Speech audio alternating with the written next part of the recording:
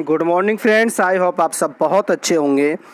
Daily current affairs दैनिक रोजगार समाचार के इस सेशन में आप सबका एक बार फिर से हार्दिक स्वागत, खैर मकदम, मोस्ट वेलकम। एक बड़ी खबर मदरसों में पढ़ाने वाले शिक्षकों को लेकर के आ रही है। उत्तर प्रदेश से मदरसों में भी रखे जाएंगे टीईटी पास शिक्षक। जी हाँ, अब मदरसों में पहली क्लास से लेकर के 8वीं क्लास तक पढ़ाने के लिए टीईटी पास शिक्षक ही नियुक्त किए जा सकेंगे। उत्तर प्रदेश के अंदर 558 अनुदानित मदरसे हैं। इसके अंदर सिलसिलेवार 6455 शिक्षकों की भर्तियां की जाएंगी। आप देख सकते हैं यहाँ पर 6455 शिक्षकों की भर्तियां की जाएंगी। दीनी तालीम कम कर आधुनिक विषयों पर किया जाएगा अधिक फोकस। और आगे बताया गया है कि इससे जो है मिल सकेंगे योग्य शिक्षक। इसमें नहीं चलेगा कोई भाई भतीजावाद। अभी तक क्या होता है, ये जो अनुदानित मदरसे हैं इसके अंदर जो भर्ती की जाती है तो प्रबंधक मोटी रकम लेकर के अपने सगे संबंधियों को, अपने रिश्तेदारों को या अयोग्य शिक्षकों को उनसे जो है मोटा रुपये लेकर के भर्ती कर लेते हैं। कोई कायदे कवानीन इसके लिए नहीं बने हैं, नियमों की विपरीत जाकर के ये भर्ती की जाती है। अब जब टेट पास शिक्षक यहाँ रखे जाएंगे तो ये जो अयोग्य शिक्षक आते हैं, भाई भतीजवाद पर लगाम लग सकेगी। अनुदानित मदरसों में शिक्षकों के पद भरने का अधिकार अभी वहाँ की प्रबंध समिति के पास होता है। मदरसा प्रबंधक शिक्षकों की भर्ती के नाम पर मनमानी करते हैं, अपने रिश्तेदारों को ही तैनात कर देते हैं। इसलिए कई बार मदरसों में योग्य शिक्षक नहीं बन पाते। योग्य शिक्षक कई बार नहीं, अधिकांशतः मदरसों में योग्य शिक्षक है ही नहीं। आधुनिक विषयों की बात मैं कर रहा हूँ। प्रदेश सरकार अब 558 अनुदानित मदरसों में भी योग्य व प्रशिक्षित टीईटी पास शिक्षक रखेगी। मदरसों में आधुनिक विषय पढ़ाने वाले 6455 शिक्षकों की चरणवार भर्तियां होंगी। इसके लिए प्रदेश सरकार जल्द ही उत्तर प्रदेश अशासकीय अरब फारसी मदरसा मान्यता प्रशासन एवं सेवा नियमावली में संशोधन करने जा रही है। और अब इसमें पाठ्यक्रम चेंज किया जा रहा है। अब पाठ्यक्रम में दीनियात की पढ़ाई 20% और आधुनिक शिक्षा की पढ़ाई 80% कराई जाएगी। अभी तक मदरसों में दीनी तालीम के कई शिक्षक होते थे, लेकिन अब आलिया स्तर के मदरसों में एक ही शिक्षक रहेगा। कक्षा 5 तक के मदरसों में 4 शिक्षक का था, कक्षा 6 से 8 तक में 9 और आलिया कक्षा व 10 9-10 के स्तर पर जो है मदरसों में 3 शिक्षक आधुनिक विषयों के पढ़ाने वाले रहेंगे। तो इस तरह से एक अच्छी खबर है। और अब जो शिक्षकों की भर्ती मदरसों में की जाएगी टीईटी पास, उसमें गणित, विज्ञान, नागरिक शास्त्र, इतिहास, अंग्रेजी व हिंदी जैसे विषय पढ़ाने के लिए रखा जाएगा। आप देख सकते हैं।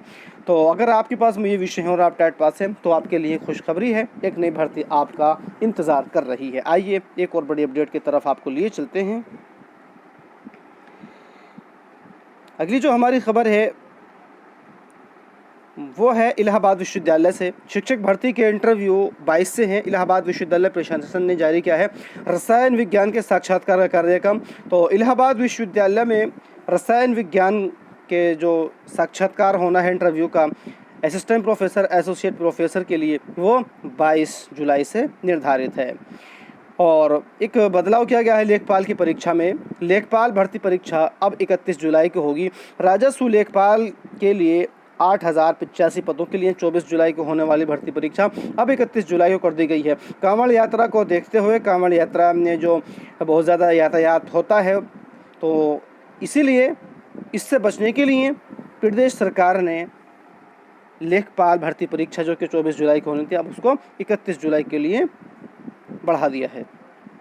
और एक बड़ी खबर इस वक्त में आ रही है, सचिवालय में रिक्त पदों पर सीधी भर्ती जल्द होगी। सचिवालय में रिक्त चल रहे सीधी भर्ती के पदों पर जल्द भरा जाएगा। इन पदों को भरने के लिए प्रक्रिया शुरू करने का प्रस्ताव किया जा रहा है। इन पदों पर भर्ती का प्रस्ताव उत्तर प्रदेश लोक सेवा आयोग, अधीनस्थ सेवा चयन आयोग को भेजा जाएगा। बताया जाता है कि सीधी भर्ती के करीब 1000 से अधिक पद इसमें रिक्त हैं। तो उम्मीद करते हैं कि ये जो सचिवालय में रिक्त पद हैं यथाशीघ्र इसका विज्ञापन जारी कर दिया जाएगा। और एक बड़ी खबर यूपीपीएससी से आ रही है। एलटी ग्रेड कला के 90 पदों पर फंसी है नियुक्ति। बात हो रही है एलटी ग्रेड भर्ती 2018 की।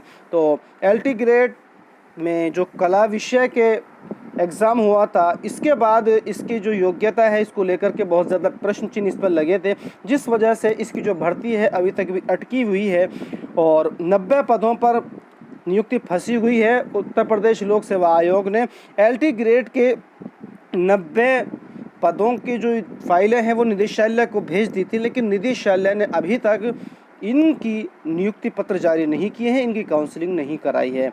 एलटी ग्रेड शिक्षक भर्ती के तहत कला विषय में 90 चयनित अभ्यर्थियों की नियुक्ति फंसी हुई है। उत्तर प्रदेश लोक सेवा आयोग की ओर से माध्यमिक शिक्षा निदेशालय को चयनित अभ्यर्थियों की फाइलें दोबारा भेजी जा चुकी हैं, लेकिन निदेशालय ने नियुक्ति पर अभी तक कोई निर्णय नहीं लिया है और अभ्यर्थी नौकरी के लिए भटक रहे हैं। एलटी ग्रेड शिक्षक भर्ती वर्ष 2018 में आयोजित की गई थी। इसके तहत 15 विषयों में 10,768 पदों पर भर्ती होनी थी। इनमें एलटी ग्रेड कला के 470 पद शामिल थे, जिनमें 192 पद पुरुष और 278 पद महिला वर्ग के थे।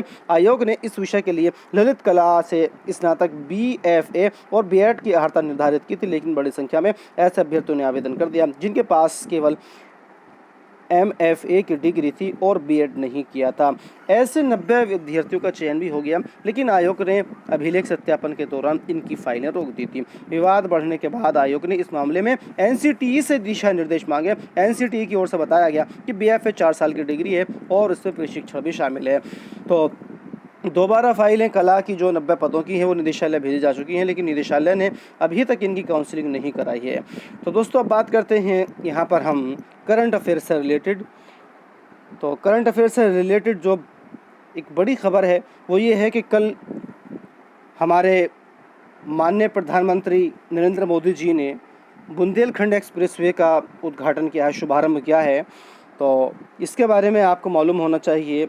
इसके बारे में आपसे प्रश्न आगामी प्रतियोगी परीक्षाओं में पूछे जा सकते हैं कि बुंदेलखंड जो एक्सप्रेसवे है ये कितने किलोमीटर लंबा है और कितने ज़िलों से होकर के ये निकलता है। तो 296.7 किलोमीटर लंबा है ये जो एक्सप्रेसवे है, आप देख सकते हैं 296.07 किलोमीटर लंबा है। और चित्रकूट से इटावा तक एक्सप्रेसवे में इतने रुपए की लागत भी आई है। तो चित्रकूट टू इटावा ये एक्सप्रेसवे है और 7 ज़िलों से ये होकर के गुजरता है, यानी कि जोड़ता है। तो जिसके अंदर शामिल हैं, आप देख सकते हैं यहाँ पर कि 7 ज़िले वो कौन कौन से हैं, आपके सामने आपकी स्क्रीन पर हैं। तो इसको आप नोट कर लीजिएगा इसको कि किन ज़िलों से होकर के ये गुजरता है। इसमें है इटावा, औरैया, जालौन, हमीरपुर, महोबा, बांदा और चित्रकूट। ये वो ज़िले हैं जहां से होकर के बुंदेलखंड एक्सप्रेस पे गुजरता है और इसकी लंबाई है 296.07 किलोमीटर। इसको याद रखिएगा, ये सब प्रश्न आपसे पूछा जा सकता है। और एक और बड़ी करंट अफेयर्स है जो आपके लिए जानना ज़रूरी है। जगदीप धनखड़ NDA के उपराष्ट्रपति प्रत्याशी होंगे। जी हाँ, इससे पहले राष्ट्रपति पद के लिए उम्मीदवार घोषित किया जा चुके हैं और राष्ट्रपति पद का चुनाव जो है वो होने वाला है कल को।